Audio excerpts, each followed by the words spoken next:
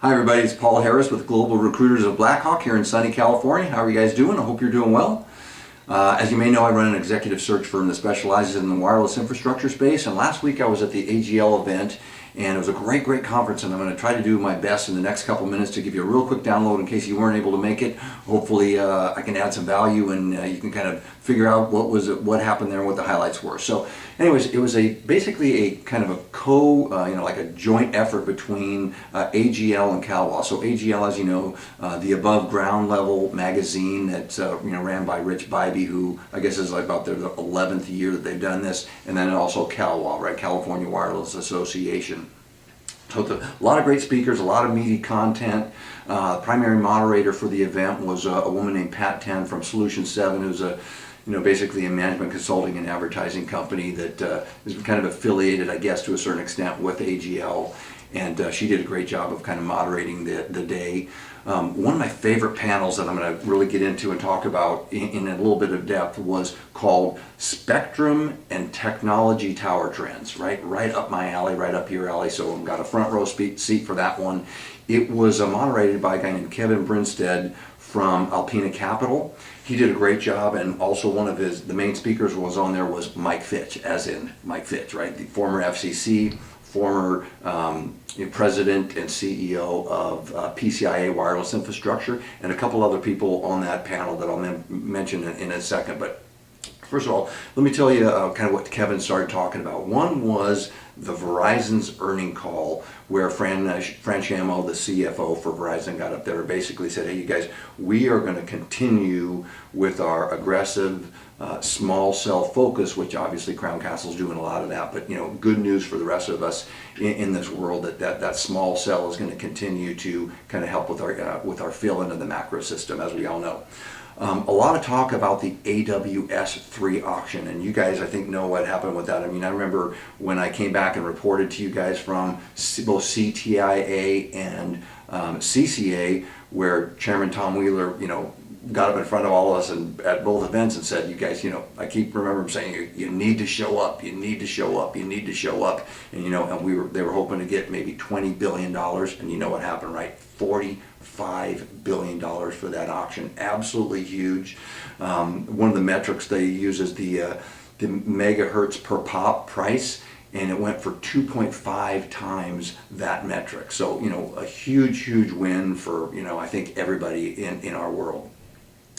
A lot of talk about, in terms of the AWS-3 auction, a lot of talk about Dish, as you can imagine, right? So they spent $10 billion on this auction out of the $45 billion.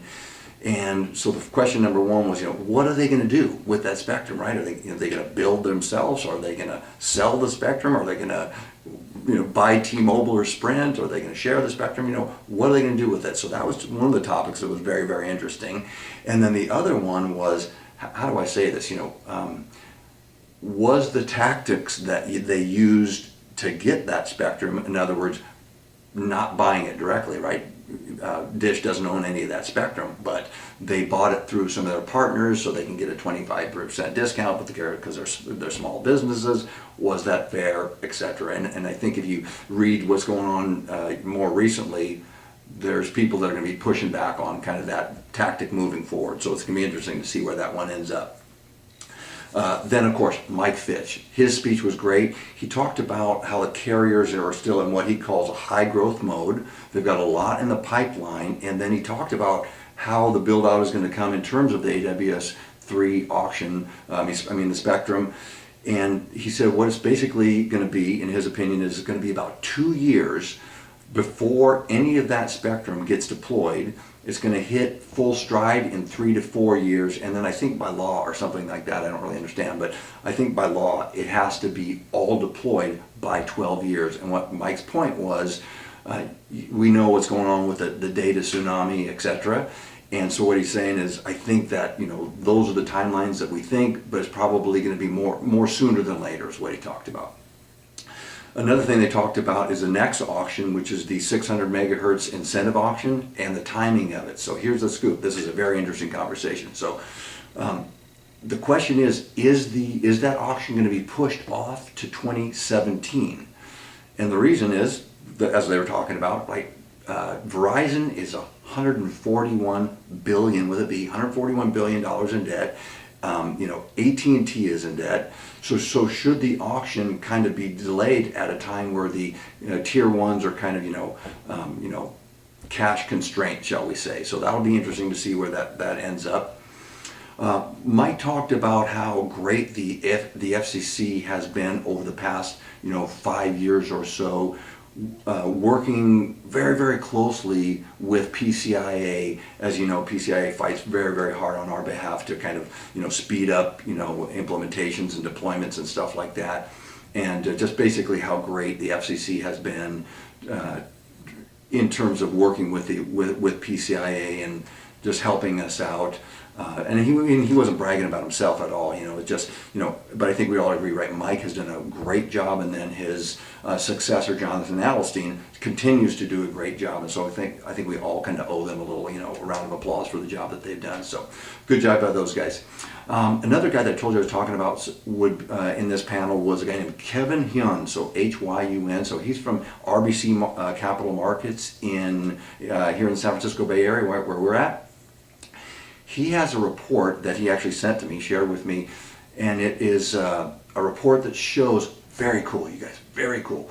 It shows the actual build outs, so NSB, right? So the new site builds and the overlays done by each carrier individually over the past 10 years, plus what's expected in 2015. Oh my gosh, what a great report. And actually, you guys, we have actually posted that on our LinkedIn group. So if you just go to LinkedIn and do the drop-down menu looking for groups, it's called Telecom and Wireless Global Network. So it's Telecom, right? Telecom and Wireless Global Networks. And we had posted that on our LinkedIn group, so you can go on that and check that out. Good stuff.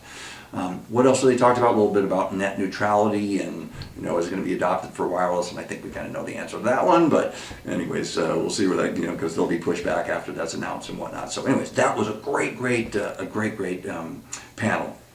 Another panel that I really want to get front row seat for was called the Tower Business Roundtable. So some of the speakers, some of the favorites like Clayton Funk, who's from Media Venture Partners, is basically a investment banking firm in the wireless infrastructure space, is kind of helping fund all this stuff. And he just kind of one of my favorite speakers because he's smart guy, knows his stuff, and just kind of has fun up there. Doesn't take himself too seriously. So he did a great job on the panel. And also Mike Belski from Vertical Bridge. So Mike was with Mark Gonzi at Global Tower Partners, and now at Vertical Bridge, so they were on the panel. Good stuff. My overall feeling from that panel was basically the same. If you guys remember when I came back from PCIA and there was a round table, and I came back and I reported and I said, man, it's like I had to peel these guys off the ceiling. They're so happy, and I'm not putting them down. I'm very happy for them. Smart guys in the right place, the right time, do business the right way, etc. It was the same thing. I think Clayton referred to it as the Goldilocks moment in time, or whatever. In other words, Goldilocks meaning that everything is just right. So the planets are aligning. There's low interest rates. There's access to capital. More buyers than sellers. American Tower bought Verizon's 11,000 towers for $5 billion or whatever it was. I don't know if you know this side. This was news to me. American Tower has 30% market share in Brazil now. Wow, man, I love this industry. And then, of course, Vertical Bridge, so Mark Gonzi and then Mike Belski, of course, raised $1 billion lately. So, they're just doing great. It's a great business to be in. So anyways, a lot of talk about that. Good stuff. They talked about, BYOD, right? Bring your own device, and kind of how it's, blowing up all this in-building stuff. A lot of talk about Wi-Fi offload. One of the statistics that I didn't know, great news for us, right? Only 3% of the buildings in the United States have DAS, inside them. So talk about opportunity for us in huge growth. Kind of putting a damper on this would be the cost, right? In other words, a macro cell site is going to be, $200,000 or so to build, where a DAS implementation is traditionally much more expensive. So where is that going to end up in the supply and demand and the need and etc. So interesting to be able to follow that one. So you guys, there was many other speakers. I can't mention them all by my name and by and just kind of tell you what they talked about. So let me tell you talk about some themes. Obviously 5G. A lot of talk about that, how much fiber is going to be used and needed for that pipe, what it will allow you to do. There was a guy named Jake MacLeod, who's the former CTO of a little teeny company called Bechtel, right? And he now runs his own company called Graybeard Consulting. I'll give you one guess why it's called Graybeard Consulting. You'll probably get it right. Anyway, so he talked about something that 5G is going to allow us to do, which is proximity services. And this is pretty much as it relates to the public safety, right? So he talked about the Z-plane. Okay, so basically when you're trying to find the coordinates of where everybody needs to meet because something's happening, you got the X and the Y plane, which will get you there. But once you're there, you know, here's a building, there's 2 floors underground and 20 floors above ground. There's a fireman or an officer or whatever that needs help badly. Where are they at in that building? So the Z-plane will be able to say, hey, that guy is at this location and he's on the 11th floor and he needs help, go get him. So this is great stuff in terms of just literally saving lives and stuff like that. Cool stuff, you know, many still cool stuff with 5G, but that was something I didn't know about. A little talk about M2M. And the talk about that AT&T is kind of lead dog in that one, right? Been doing it for 10 years and they've got about 60 to 70% market share. Talk about Verizon getting into Gartner's Magic Quadrant for M2M. And then talk about AT&T and Sprint basically doing their M2M stuff via the MVNOs. So that was interesting stuff as well. A little bit of talk about, I'm almost done by the way, you guys. Internet of Things, of course, was talked about. Then a woman from Qualcomm named Kiva Allgood talked about, had a whole presentation on it, what they're calling at Qualcomm the smart city.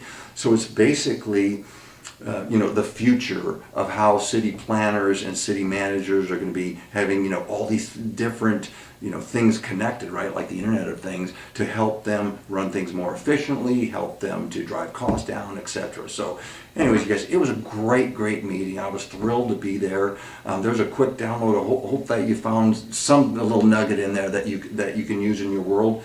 Next time I will be talking to you, be reporting on Mobile World Congress, on the 5G forum that's actually going to be here in the San Francisco Bay Area, then PCIA in Florida, then DAS and Small Cell Congress in New Orleans. I'm probably going to be at other places as well. So anyways, I'll do my best to come home, and if you weren't able to make it to any of those things, I'll try to give you a real quick download of what happened, and hopefully you find it helpful, you guys. That's it. I'm signing off. I'll see you soon. Thanks, everybody. Bye-bye.